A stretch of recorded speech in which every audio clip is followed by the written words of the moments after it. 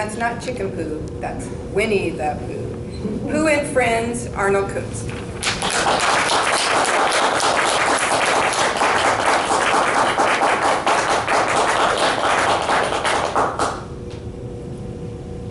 I want to begin with a reference to our own resident sage, Paul Starkey.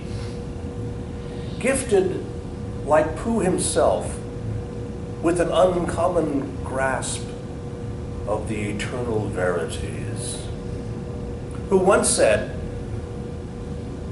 like Disneyland, Toastmasters is a place where nothing bad ever happens. I'd like to respectfully submit that we add a third world where nothing bad ever happens, and that's the world of Winnie the Pooh and his friends.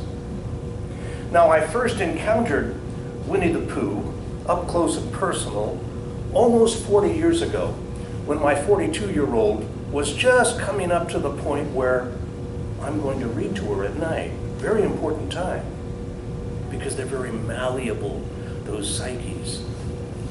And that's where I learned about vocal variety, not at Toastmasters. I needed it back then. For example, when the donkey Eeyore is standing in that shallow stream and he's looking down forlornly at his reflection in the water, he doesn't say pathetic, because that doesn't capture anything. It certainly won't capture my daughter's attention and hold her riveted to this story. No, what he says is, pathetic. There's a difference. Or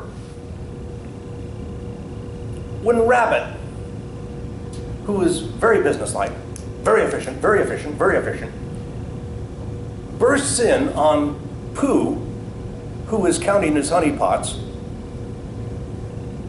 14, 15, 16. Hi, Pooh! Oh, bother. Now I'm all muddled. I don't remember how many there are. And Rabbit says, with more wisdom than he realizes, call it 17, you'll feel better. Or Little Piglet, who's very small. And he has a very high voice because he's very small. And he's very easily frightened, especially at the prospect of having to deal with a wazzle. But everything seems to melt away, all those problems and challenges and fears, when he's off with Pooh, his friend, playing Pooh sticks. Or Tigger, who has a way of bouncing into your life, when little Roo, who is a character all to himself, looks up to his role model and says, "Do tigers know how to swim?"